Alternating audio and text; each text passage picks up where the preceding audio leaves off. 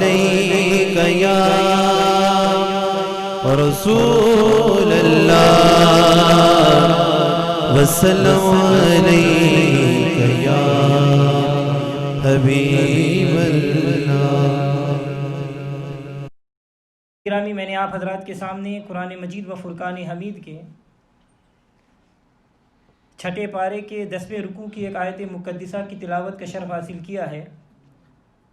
اللہ تعالیٰ کی بارگاہ میں دعا کریں کہ اللہ تعالیٰ مجھے ہمیشہ حق اور سچ کہنے کی توفیق عطا فرمائے، اور ہم سب کو حق سچ سن کر اس پر عمل کرنے کی اللہ تعالیٰ توفیق عطا فرمائے۔ ارشاد باری تعالیٰ ہے، یا ایھا الذین آمنوا اتقوا اللہ وابتغوا الیہ الوسیلۃ وجاہدوا فی سبیلہ لعلکم تفلحون۔ اے ایمان والو، اللہ تعالیٰ سے ڈرو اور اس کی طرف وسیلہ تلاش کرو اور اس کی راہ میں جہاد کرو تاکہ تم کامیاب ہو جاؤ۔ حضرات گرامی، آج اگر کسی شخص کو اس کے گاؤں کا نمبردار کہہ دے کہ تو ایماندار ہے تو وہ خوش ہوتا ہے۔ اگر کسی کو شہر کا امیر کہہ دے کہ تو ایماندار ہے تو وہ راضی ہو جاتا ہے، اور اگر کسی کو کوئی وزیر کہہ دے کہ تو ایمان والا ہے تو وہ خوش ہو جاتا ہے۔ اگر کسی کو ملک کا بادشاہ کہہ دے کہ تو ایمان والا ہے تو بڑی راحت محسوس کرتا ہے۔ اے محبوب صلی اللہ علیہ وسلم کا کلمہ پڑھنے والو، خوش بختو، ناز کرو اپنے مقدر پر، اپنی قسمت پر، اپنے آقا و مولا صلی اللہ علیہ وسلم کی غلامی پر کہ تمہیں ایمان والا کہہ کر پکارنے والا کوئی کسی گاؤں کا نمبردار نہیں، کوئی دنیا کا وزیر نہیں، کوئی دنیا کا امیر نہیں، کوئی ملک کا بادشاہ نہیں، بلکہ دونوں جہاں کا خالق و مالک رازق اللہ رب العالمین ہے۔ اللہ تعالیٰ فرما رہا ہے، یا ایھا الذین آمنو، اے ایمان والو۔ توجہ چاہوں گا، اللہ تعالیٰ ہم سب کو قرآن کریم کی تلاوت کرنے کی اللہ تعالیٰ توفیق عطا فرمائے۔ اللہ تبارک و تعالیٰ نے اپنی لا ریب کتاب میں حضور صلی اللہ علیہ وسلم کے غلاموں کو 1 مرتبہ نہیں، 2 مرتبہ نہیں، 10 مرتبہ نہیں، 20 مرتبہ نہیں، بلکہ 88 مرتبہ اس پیارے لقب سے خطاب فرمایا ہے، یا ایھا الذین آمنو، اے ایمان والو۔ تو اے ایمان والو، اب کوئی شیعہ ہو، کوئی سنی ہو، کوئی دیوبندی ہو یا کوئی غیر مقلد ہو، کسی جماعت سے، کسی فرقہ سے تعلق رکھنے والا ہو، ہر شخص خود کو ایمان والا سمجھتا ہے اور دعویٰ کرتا ہے کہ اللہ تعالیٰ نے ہمیں ایمان والا کہہ کر خطاب فرمایا ہے۔ تو آئیے اللہ تبارک و تعالیٰ کی بارگاہ میں اور نبی صلی اللہ علیہ وسلم کی بارگاہ میں عرض کریں کہ اے ہمارے اللہ، تو بیان فرما کہ ایمان والا کون ہے۔ اے ہمارے آقا و مولا صلی اللہ علیہ وسلم، آپ ہی فیصلہ فرما دے کہ ایمان والا کون ہے، اس لیے کہ یہاں تو ہر شخص خود کو ایمان والا سمجھتا ہے۔ تو سنیے، اللہ تبارک و تعالیٰ قرآن پاک میں 5ویں پارے میں ارشاد فرماتا ہے، فَلَا وَرَبِّكَ لَا يُؤْمِنُونَ حَتَّى يُحَكِّمُوكَ فِي مَا شَجَرَ بَيْنَهُمْ۔ تو اے محبوب، تمہارے رب کی قسم، وہ ایمان والے نہیں ہوں گے جب تک آپس کے اختلافات میں تمہیں حاکم نہ بنائے۔ تو ایمان والا وہ ہے جو حضور صلی اللہ علیہ وسلم کو اپنا حاکم تسلیم کرے۔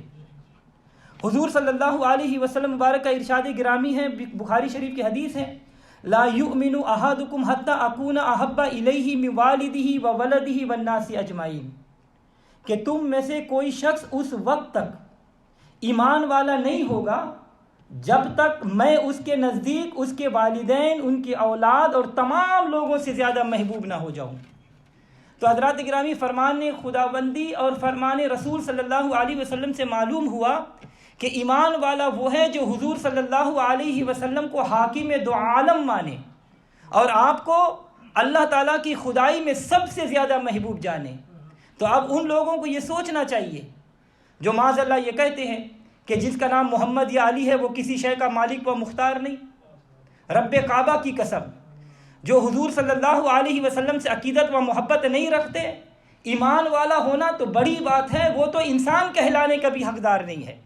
اسی لیے شاعر کہتا ہے، جو ان پہ صدقے نہیں نثار نہیں، جو ان پہ صدقے نہیں نثار نہیں، خدا کے بندوں میں وہ بندہ شمار نہیں۔ ایمان والا وہ ہے جو محبوب دو عالم صلی اللہ علیہ وسلم کو ساری کائنات میں مخلوق خدا میں والدین اور اولاد اور اپنی جان سے زیادہ عزیز اور افضل و اعلیٰ جانے. اللہ تبارک و تعالیٰ نے انہی خوش نصیبوں سے ارشاد فرمایا یا ایھا الذین آمنوا اتقوا اللہ وابتغوا الیہ الوسیلہ. اے ایمان والو اللہ سے ڈرو اور اس کی طرف وسیلہ تلاش کرو.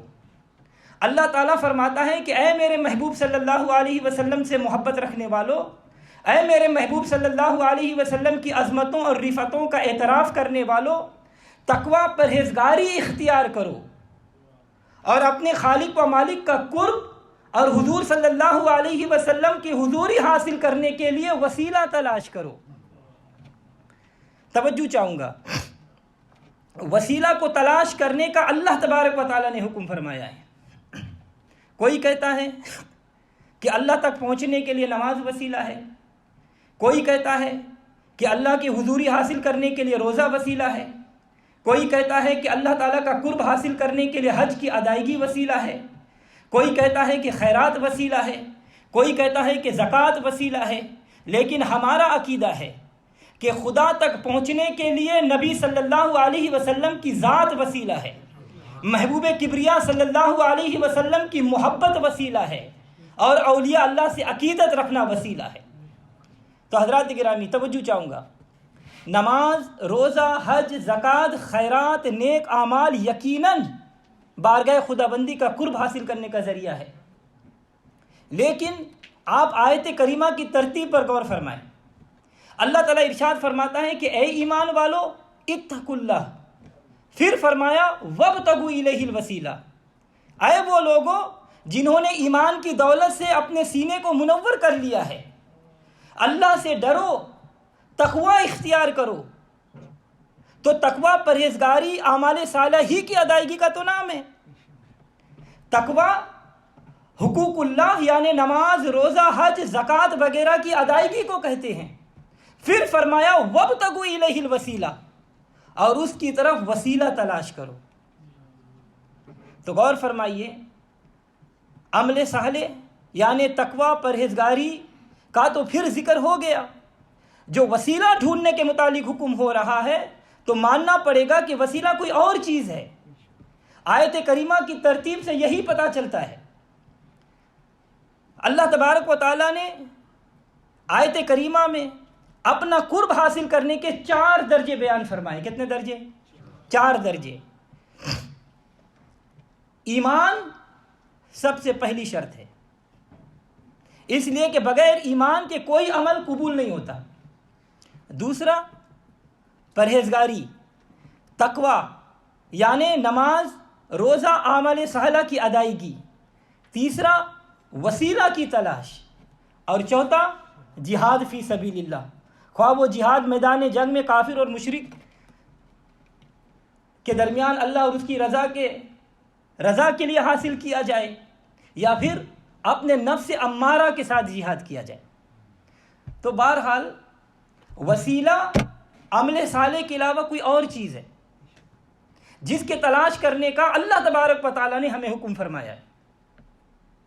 ہم وسیلہ سے مراد اللہ والوں کو لیتے ہیں اور ترجمہ یوں کرتے ہیں کہ کسی اللہ والے کو تلاش کرو، اس کی بارگاہ، اللہ تعالیٰ کی بارگاہ تک پہنچنے کے لیے طریقہ اور وسیلہ سیکھو.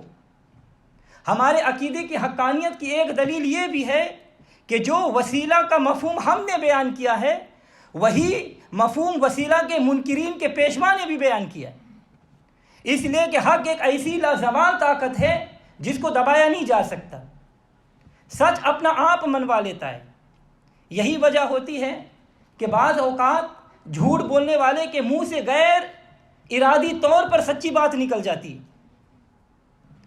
کہ وسیلہ کا مفہوم ان کے پیشوا سے پوچھتے ہیں جو وسیلے کے سرے سے انکار کرتے ہیں.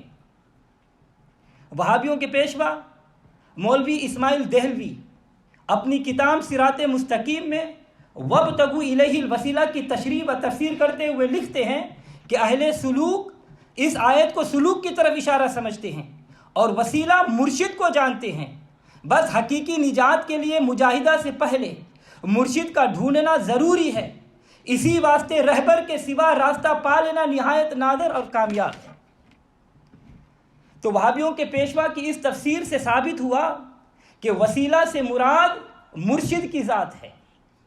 بغیر پیر کامل کے اللہ تک رسائی مشکل ہے۔ یہی عقیدہ الحمدللہ اہل سنت و جماعت کا ہے۔